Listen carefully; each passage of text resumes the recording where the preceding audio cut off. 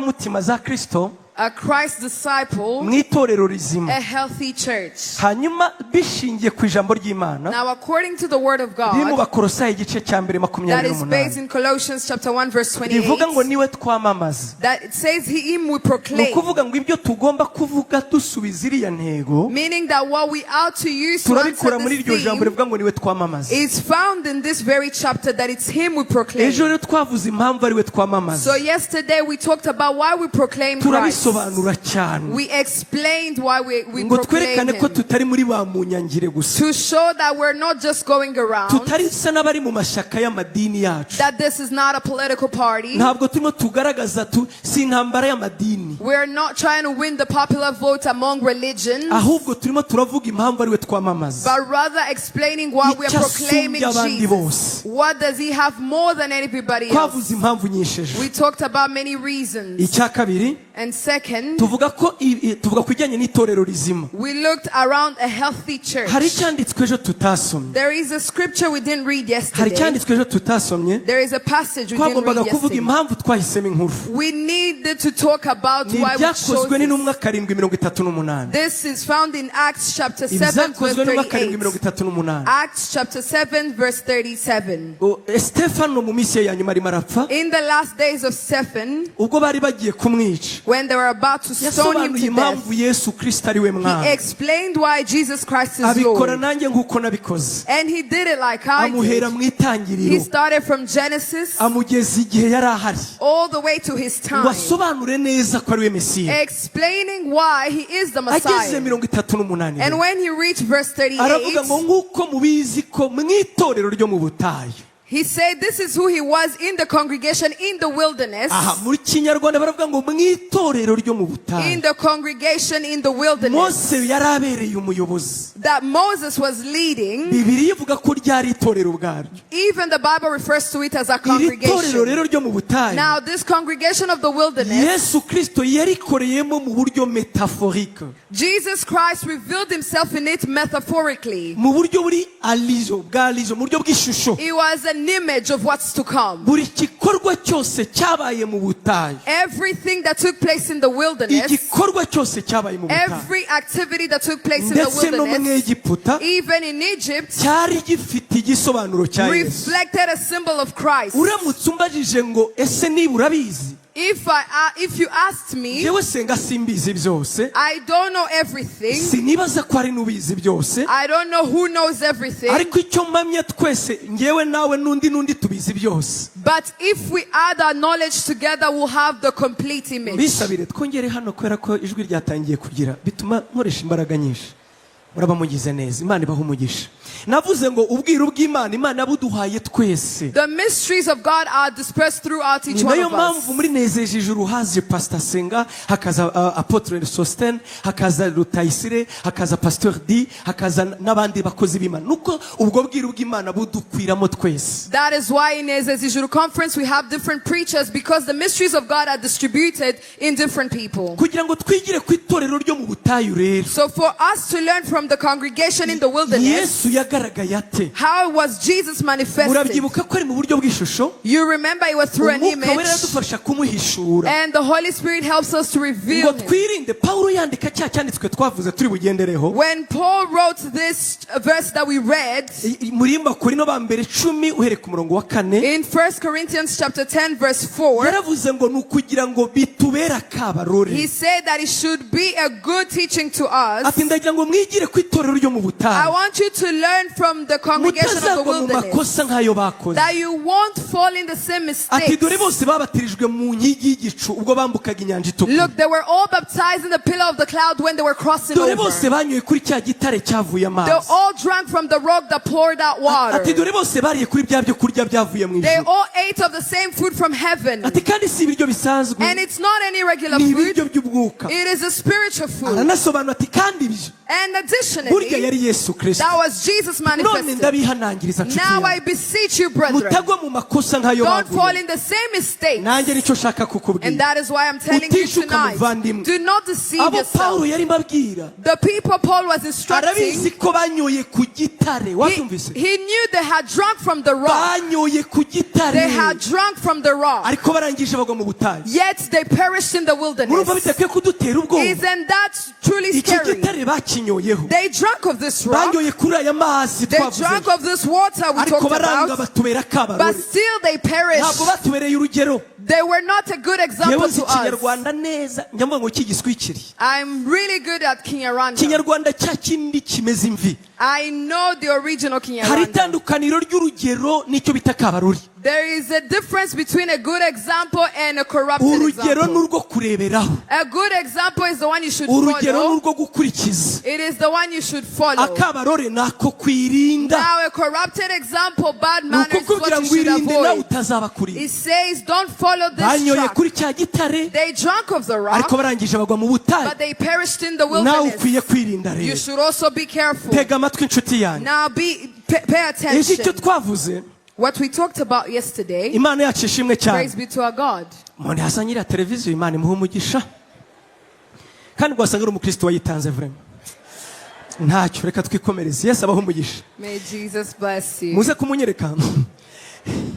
Hallelujah. Hallelujah. Hallelujah. Hallelujah. Ejo icyo twavuze, What we talked about yesterday, twavuze ko Yesu Kristo ariwe rutari, murabyibuka we neza? talked about how Jesus Christ is the rock. Twarabibonye rwose. We elaborated on Twavuze that. ibintu bine We by'ingenzi. talked about 4 key truths. Twavuze ubutayu, We talked about the wilderness. tuvuga igitare, We talked about the rock. tuvuga inkoni, We talked about the staff tuvuga n'aho Imana yari and iri. where God was. Kandi ibyo byose ni Kristo Yesu. And all of that reflected Ubutayu Jesus bwasobanuraga Christ. isi. The wilderness represented the world. Murabizi neza uburyo mu butayu hahora umukungugu udashira. You know that in the wilderness there is a Mu butayu hahora never-ending umuyaga dust. utarangira. There is a wind. Uko wabigenza kose urandura. However much you try, you'll be stained. Kugira ngo wezwe bisaba ya mazi yadudubizwaga mu For you gitare. to be made clean, you would need the Niyo water mpamvu out of the Yesu Kristo rock. yadudubizaga bisobanuye ijambo rye ngo rihore That is ritwize. why the rock poured out water to mean that the word will cleanse us. Kwezwa mu buryo bubiri inshuti We yanjye. are cleansed in 2 ways. Yesu yaravuze ko yatwejesheje amaraso. One, Jesus said he cleanses by his Abejejwe blood. n'amaraso Those cleansed by nta the rubanza blood, they bazacirwaho. will not be condemned. Naho ijambo ry'Imana Now the word of God riratuboneza purifies us. cyangwa se iratweza. It purifies us. It Sanctification sanctifies us. iratweza, It sanctifies us. riduhindura kuba bera. It helps us to become holy.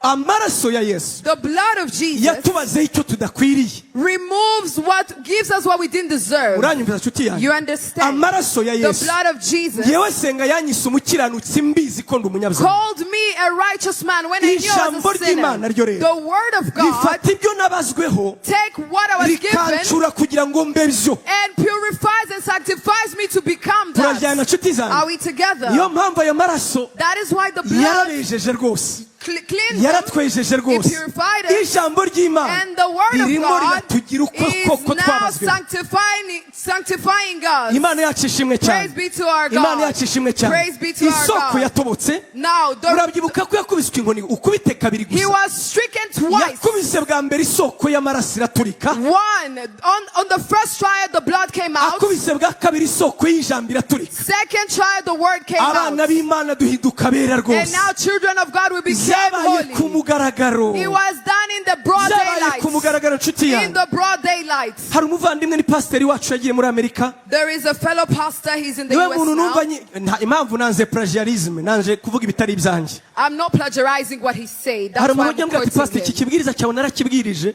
asa nk'unyihanaho nkamubwira nti kwa kusa n'uyanyihanaho ati nagira ngo nyine ubimenye ntabwo ari icyanjye nanjye n'icya Pawulo na Petero no sahari Bibiliya senga ngira nta byanditse nta bibwirizwa byacu. Niyo mpamvu yavuze ngo ibyo munyumvana mubibwira abandi mubibwira abandi mubibwira abandi mubibwira abandi mubibwira abandi. Imana yacu ishimwe cyane. Yeah, the message is passed on. Iyi rero iki kibwiriza si ngewe made in heaven hanyuma se ya nacyumvanye umushumba wanjye Now this preaching I'm quoting, I heard from another pastor. ngo ubundi umuzuko kugira ngo umenyekane. He said for the resurrection to be Ikosa known, ryakozwe n'ababagabo twavuze ejo baje gushungera. the mistake the elders did that we talked about yesterday, Abarinzi b'abakomando abakomando bari bakodesheje batandatu baraje baravuga ati yazutse. Had to come to watch what's happening, and the God said he's risen. Abantu batorejwe muri Amerika mwabaswa kuki mutamujije ati iyo uza kuhibera.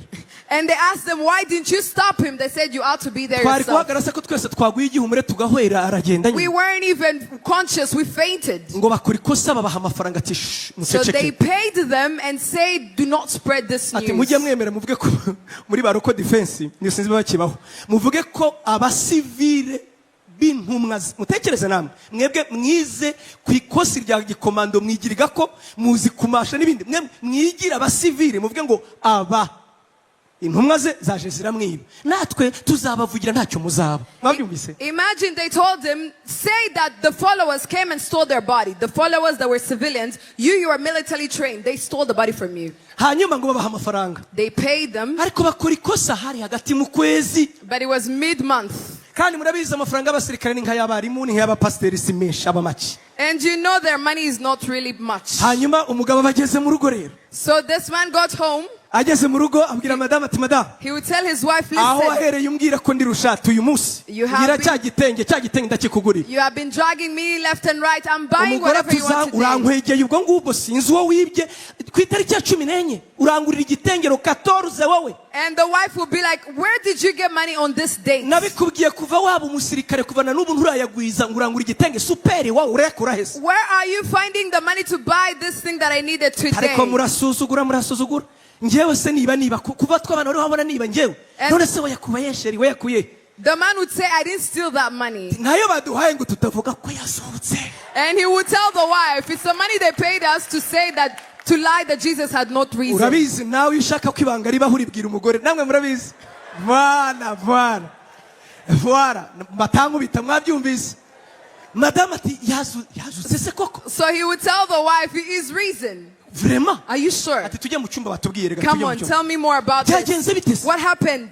Atumva marayika yamanutse. He said the angel came down. Twese We turarabira. fainted. Ati hanyuma se And when we fainted, ati mbega umugabo we. oh my God, what a Shit, man. ati, Do you know what vraiment? happened? Vraiment? You know what happened? Sweetie ati nawe wize Tell me more. Where US did you- Point nawe. Were you really watching? US Point. You went to West Point. US what? You went to West Point. Ati nyine twese n'umuri tuzi aho turi. That's what happened. None se byagenze bite? Tell me more about the Bayaduhaye story. ngo twirire atari ko we. So Nibanga. They came and paid us to say that the body was Madame stolen. abanyarukiye mu mujyi. So the woman will go to town. Abasanze Feza. He would meet Feza. Feza cya gitengura cyabifite. He said, do you still have the Bya good bindi material I by'amabara lack? cya kindi wa mudamu utuye Kimironko yambara urakizi. That's really special one I Nicyo told you about. nshaka, It's nicyo the nshaka. one I want. Feza nawe arakuzi mwiganye kwihanika. And Feza knows you. He knows how much money Arabizi you ko have. patro yari amaze iminsi ku ikosi. He knows that your husband has been at Igitenge work. mubwiye kumanura. Ha, ibihumbi 150 ingahe. Are you really going to afford this? Akimanura nyine akureba ku jisho. She would bring it down. Ni iki ngicyo washakaga? Is this the one? Ye ni iki ngicyo. Yes, that's the one. Feza kureba ati ndebe ko atankinisha ariko ndebe Let ko me see atankinisha. how far we're going to go with Ati ni this. iki nashakaga. Say, yes, this is the Agiye one. kunabonye abona madame asohoye inoti. And the woman will bring out the money. Madame tubwizanye ukuri. Njyewe ntabwo nanga abakiriya ariko tubwizanye And ukuri. say, now the shopkeeper would say, aya tell me mafaranga the truth. 14 wayakuye he Where madame? did you find this money on the 14th? Baramwongera isubu ni koroneri. Did they raise his rank? Asigaye ari generale se. Is he now general? Atoya. No. None se wayakuye. Where did you get this money? Abura none ntiwasanga yishe umuntu ra. Did he kill someone? Murasuzugura ye. And now the Sayo woman did bamuhaye ngo ntavuge ko yazutse. They paid him so Hey, that he said that hallelujah. Jesus is not risen. Nabyumvise kuru bagira ibanga. And that is the secret. Atari He kubiceceke. said, but don't tell it to Nuko anyone. inkuru yabaye kimomo. That is how the Na news n'ubu spreads. Yesu yarazutse. Until this day, Na n'ubu Jesus is Yesu risen. yarazutse. Even to Yesu today, ni he is muzima. risen. He is Yesu ni alive. muzima. He is alive. Ndagira ngo mvuge ngo Imana iguhe umugisha I wowe. want to tell you, may God Ujye utanga bless you. amafaranga ngo tuvuge ko Yesu Who yazutse. offered so that we proclaim Iyo the good news of badatanga ruswa Jesus. nshuti yanjye. Had they not paid them, Ekonomi yarabustinze kubera ko they Yesu really yazutse. boosted that economy because of the Unasikia resurrection of nshuti yanjye. Jesus. Do you hear Ekonomi me? yarabustinze ko They Yesu yazutse. boosted the economy just that Abantu day. babonye imiya ko Yesu yazutse. People got money because Nawe Jesus ukwiye was gutanga risen. amafaranga ngo twamamaze ko Even Yesu you ought yazutse. to offer that we may proclaim that Jesus is risen. Bibiliya ntijya ivuga ngo hari ibirenge byiza nta na rimwe bundi bajya bavuga ngo ibirenge ni byiza keretse ibijyanye inkuru nziza. We only have it mentioned once that the good feet are the ones who bring good ndagutumye news. uzarebe nta na rimwe muri bibiliya Search ibirenge throughout biba the whole byiza gusa Bible. The iyo good bizanye inkuru feet nziza are kuza good when they bring good news. nza mu ndege ashatse navuga ngo nta bindi birenge kereka ibimeze nkanjye muri iyi ndenge byiza uretse ibyasenga bigiye muri nezeza ijuru. I would say, blessed are these feet that are coming to Nezezi Juru. niyo mpamvu yavuze ngo mwambare inkweto z'ubutumwa And bwiza. that is why he said, clothe yourself with shoes that are the good news. inkuru nziza ibi inkuru nziza gusa tuvuga ubutumwa bwiza naho ubundi kugenda ni ukudihisha amaguru udakora ikindi ngo uvuge ubutumwa bwiza ni nko kuyadihisha naho ubundi amaguru kwikomereza. Imana yacu Swiftly ishimwe moving cyane. on. umunsi wa kabiri rero So today, murabyuka ko icyo gitare bakibonye you remember they saw the rock? ndasubira inyuma gato I will go back again. ubundi bamazwe inyota murayibuka yo gukiranuka bashize ubwoba bw'urupfu rw'iteka barimo barezwa amahoro aturuka muri cya gitare barayakiriye. Their thirst was quenched. They had peace in their heart. That all sourced from the rock that came to them. nk'uko nabesezanije ejo Like I promised you gusubiza yesterday, ikibazo kivuga ngo to answer the ngo question. mwibuke ko icyo gitare banyoye Now remember that the rock upon which ngo they trod, cyabakurikiraga that rock followed them. cyagendanaga nabo It followed them. bavaga iburyo kikajya iburyo They would move from right, it would go with them. bajya ibumoso bakajya ibumoso. They would go left, it would go with them. iki kibazo iki gitare kigendana nabo. Now, how this rock that goes with them, icya mbere ugomba kwibuka the first thing you ought to mbibutse ko remember, abiseri bazengurutse ubundi bamaze iminsi myinshi bazenguruka. they spent many years going around. ibaze nawe urugendo wagenda iminsi 8 cyangwa 10 Imagine a journey of 8 to 11 days. aho hantu urumva ari kure cyane It's not really that far. hari hafi rwose It was close. ariko aho hantu bahagenze imyaka 40 But they went around for 40 years. ni ukuvuga ko hari hafi It means it was ahubwo close. bizengurukagaho ugasanga basubiye hahandi. They moved from point A ni to ukuvuga point ko icyo A to point gitare rero A again. cyabahaga amazi aho bageraga aho ngaho. Now this rock provided water ya nkuru wherever they twasomye reached. ejo mu kuva 17 The story we read in Exodus chapter 11, zabaye mu kwa mbere chapter 17, kuva ibice 17. Exodus chapter 17, iriya nkuru bizabaye mu mwaka wa mbere bavuye mu gihugu cya Egiputa. that story happened on the first year when they moved from Egypt. ntega amatwi neza Listen, utabyumvise aha biragorana. if you fall here, if you are left Bakiva behind here, you won't Egiputa. understand. When they left mu Egypt mwaka wa on mbere the first year, iyo nsomye bibiliya ubona byari nko mu kwezi kwa gatatu when I read the Bible and assess it, it looks like it was around March. nibwo iki gitare cyavuye amazi. This is when the rock poured out water. banywa kuri aya mazi They drank of the water kugeza mu gitabo cyitwa gutegeka kwa kabiri until Deuteronomy igice cya mbere chapter 1. igihe imana yabwiraga abiseri ngo igihe mumaze kuri uyu musozi kirahagije When God told the Israelites the time was noneho spent on this mountain is nimuhindukire mugane enough. mu gihugu cya bene wanyu Now yavugaga turn, go to the land of your brothers. igihugu cya bedomu Go to the ati land of mugende the noneho mugane mu Edomites. gihugu cy'amasezerano. Go to the land, the promised land. nibwo bari bagiye noneho urugendo rwerekeraho imana baganishije. That is when they had started the journey where God is taking them. mbibutse ko bari barushye bavandimwe. Reminding you they were abari tired. baravuye mu Egiputa Those who had come out of bamwe Egypt, bari barapfuye some had died. bari barapfuye Some had died kubera kutumvira murabizi neza. because they didn't obey. bakoraga amakosa yo kwitotomba. They would lament. hari ikintu nkundira Pastor Chris namwe mujya mumwumva. Pastor Chris Do you know Pastor Chris kanguka. from Kanguka? umuntu wese wumva kanguka iri jambo niba utarizi ntawe wuzwa. If you listen Kanguka, you know this word. kanguka ifatanye n'ijambo rivuga ngo kirazira kwidodomba.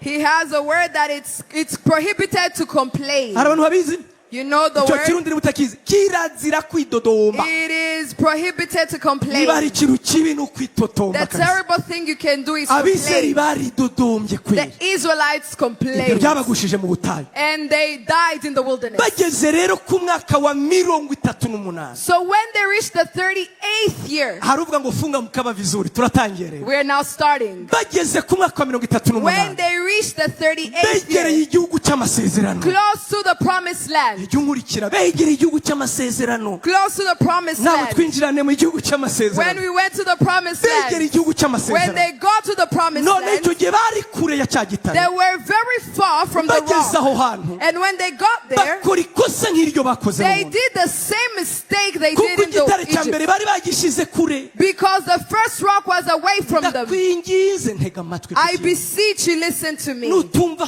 turatakara pe If you get lost here, we will cya lose you gitare bari completely. banyoyeho So the rock upon which they had bari jumped, bamaze noneho kukigera kure they had put a distance between them and bongera the bakora rock. ikosa nk'iryo So bakoze they did the same mistake. baritotomba They nanone lamented again. amazi turayakura Where are we going to get bongera water? gutonganya They mose started to complain to ayo Moses. banyoye mbere ntacyo yari burya ninde muntu ujya uhumurizwa nuko yariye ejo yariye bya cyane akaba ati ntacyo nubwo nshonje uyu munsi ejo narariye ninde Who is ever satisfied by the fact that they ate yesterday when they are hungry today? arubahora Nobody. avuga ati ntacyo nubwo yanjye ejo ngewe narariye They would say, okay, even though I'm starving today, at least amazi bari yesterday, baranyoye the water they had drunk, bose bayashimiye imana they thanked God ariko then. inyota bari bafite But when they had the bari thirst, bakeneye kongera kubona they andi mazi needed new water. batangira kubwira mose So they told Moses, dukeneye we amazi need water. inyota iratwishe We are thirsty. ngo bagiye kubona nanone Now when they were ngo basanga aho waiting, nanone igitare they cyarahabitanze found another rock. niyo mpamvu bavugaga ijambo That's why they would iyo say, bageraga ahantu hose basangaga igitare kimeze nka cya wherever they got, they would find the rock. utabifata nk'aho ari ibintu bajiki no Don't think it's magical. ahubwo iyo bageraga ahantu iteka Whenever they reached a place, imana yamenye byose bitarabaho God who knew times before imana they irema existed, ijuru n'isi creator of the heaven yari and earth, yagiye ishyiraho ibitare igomba would kudukiriza mama establish the rock that would ngo provide ku to buryo them. bibazaga ngo ese iki gitare So kiradukurikira they would wonder, does this rock mu gihe follow us? buraya bakize The Hebrew who learned njyewe Hebrew, sinakizi ariko ndiho ndakiga ubu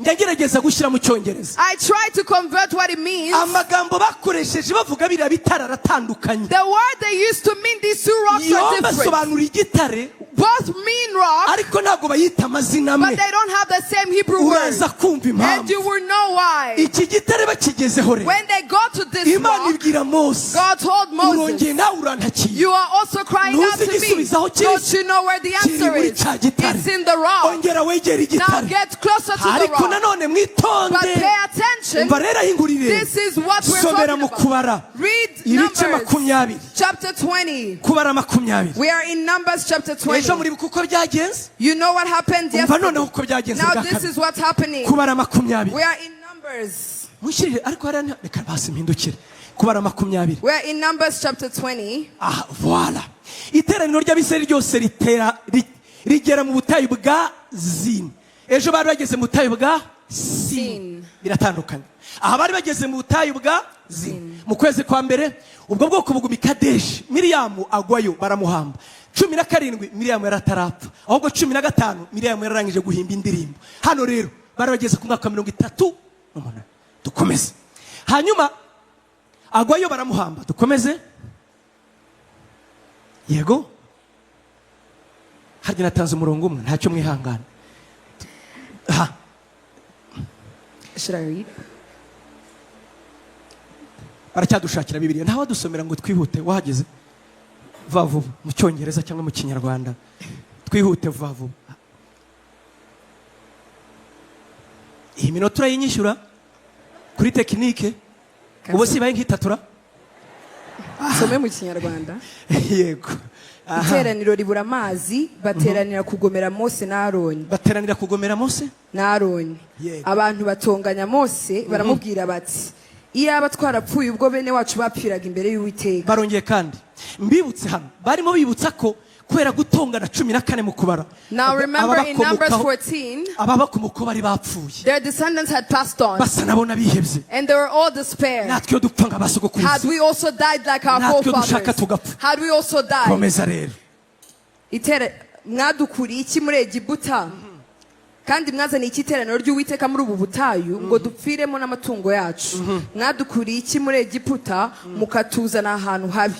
Si ahantu habibwa, si ahantu hamera imitini cyangwa imizabibu cyangwa amakomamanga, kandi ntihagira amazi yo kunywa. yego Mose na Aroni bava imbere y'iteraniro, bajya imbere y'ihema ry'ibonaniro. ryari ritararemwa muri 17 ryaremwe muri 25 murabyibuka Voilà, dukomeze. bikubita hasi bubamye Yego. ubwiza bw'uwiteka burababonekera uwiteka abwira Mose ati Yego. enda ya nkoni wowe na Aroni Tonde rero, itonde. Enda ya nkoni. wowe na Aroni Wowe na Aroni noneho. mwene so muteranye iteraniro Muteranye noneho iteranira pana bakuru. mubwirire igitare mu maso yabo None mugire gute? mubwirire igitare mu maso Mubwirire yabo igitare mu maso yabo. kivusha amazi yacu Kivuje amazi yacyo. ubakurira amazi muri icyo gitare Ubakurira amazi muri icyo gitare. aba ari kuha iteraniro n'amatungo yaryo amazi Abari yo kunywa kwiteranira amatungo n'ibintu byose uyahereza ayo mazi. Murabyibuka ko mbere nta matungo yanyoye bavuze. Remember that previously we didn't learn that the flock was able to take of Murabizi the ko mbere water. batavuze ngo aho hantu hamere amazi atembe n'ibizengurutse nabyo bibona ubuzima. They didn't tell us that all the animals that were with them were also Amazi taking on yavuye the mu water. gitare cya mbere yaragenewe abantu. The water that came out of the first rock was for the people. Yaragenewe abantu gusa. It was for the people. Murabyibuka ko asobanura kwezwa n'amaraso ndetse n'ijambo You ry'Imana. remember that it represents being sanctified by the Tugeze word. rero hano nanone Now when we got here, hari ibintu bitatu tugomba there are kwiga. 3 things we need to pay Iki gitare attention to. cyabakurikiraga. One, this rock that followed them, Murabyibuka neza ko ari gigomba kuproviding this amazi. is a rock that ought to provide water. Ariko aya mazi But this water, ndagira mbabwire bavandi. I want to tell you, Ubukristo, Christianity, kwizera, having faith, iyo duhindutse abana b'Imana, when we become children iyo of God, bigarukiye gusa, when it stops, nyumva neza, pay attention. iyo bigarukiye gusa When it stops mu kuvuga icyo Yesu Kristo yakoze, at the mere fact of only proclaiming what ugahora Jesus uvuga gusa ngo did, narejejwe, you only say that you have been nabaye sanctified. umwana I w'Imana, have been made a child of God. ndagusezeranya neza I ko promise you, wabyanga utabyanga, whether you like it or igihe not, kizagera bikubihire, time will come when it's no longer sweet ubukristo to you. buzahinduka idini, Christianity will become a religion kubera to ko you. ubukristo si amateka, Because Christianity is not history. ubukristo ni ubuzima. Christianity is life. Ntabwo ubukristo ari nari, It's not about the past. ntabwo ari ibyagenze, It's not about what happened Yego, byaragenze. previously. Yes, it happened Ariko n'uyu munsi previously. But biracyaba. even unto today, it's still ubukristo happening. si amateka. So Christianity is not history. Bibaye ibyo Yesu Kristo ni umuzima, Had it been that,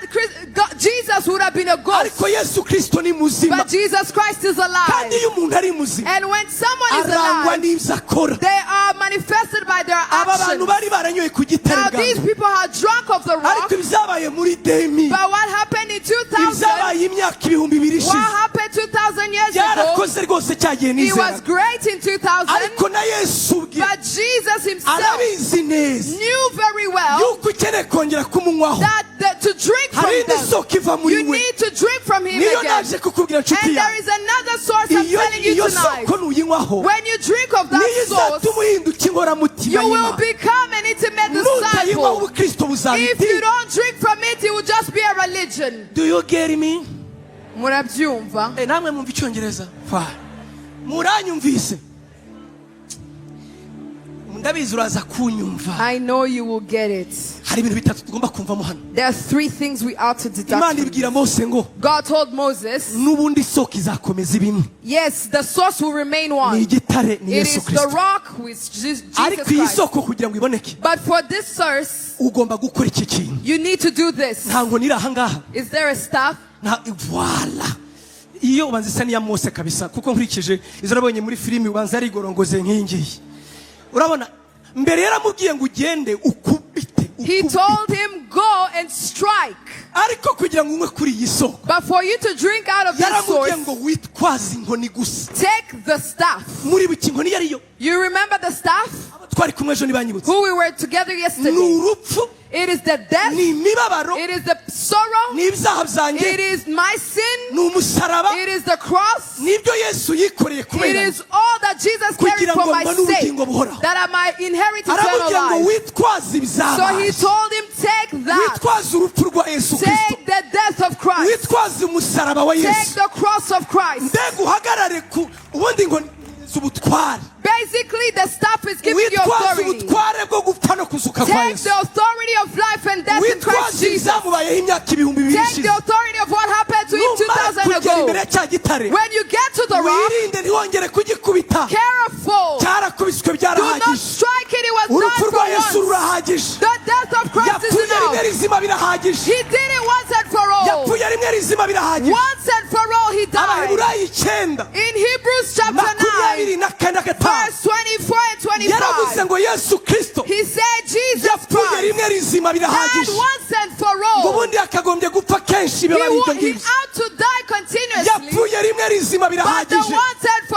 all was Imana enough. yacu ishimwe cyane. Praise be to our abazi God. imbere y'Imana bafite inyota, Those who come to the Father with this, bizeye urupfu no kuzuka kwe, and they believe his death and bagomba resurrection, kwishingikiriza ku byabaye. they are to rely on what kuko Kristo happened, Yesu yapfuye, because Jesus kubera Christ ko Yesu died Kristo yazutse, and he was risen kubera again, ko Yesu yambabarishwe. and he was suffering ngo for noneho my uhagarare sake. imbere y'igitaro Now ukibwire, come to the rock and talk uhagarare to imbere it. y'igitaro ukibwire, Talk to the rock. ukibwire ngo wagitare we, Tell it, rock, we wadudubije amazi, I saw you we giving me wambaye ubutware bwo water. kuba umwana You w'Imana, have given me the ability to be a we child of watumye God. nazarimbuka You nawe, have given me the ability we to not wampaye izina perish. rishya, You have given me a new we name. wangize umwana You have w'Imana, made me a child of we God. wampaye You have ubutware, given me authority. waduhaye ubutware mu You ijuru no mu have isi. given authority on heaven witwaze and urupfu earth. rwa Yesu, Take the death of witwaze Christ. ibyabaye ku musaraba, Carry what happened to the cross nurangiza ureba igitare, and face the ukibwire rock. gusa, Talk to it. ntugikubiteho ya. Do not strike it. ntabwo ari ngombwa ngo Yesu It's asubire ku not musaraba, necessary for Jesus to yarapfuye die again. birahagije. He died once and for ahubwo ukibwire all. gusa. But talk to him. Hey, haleluya.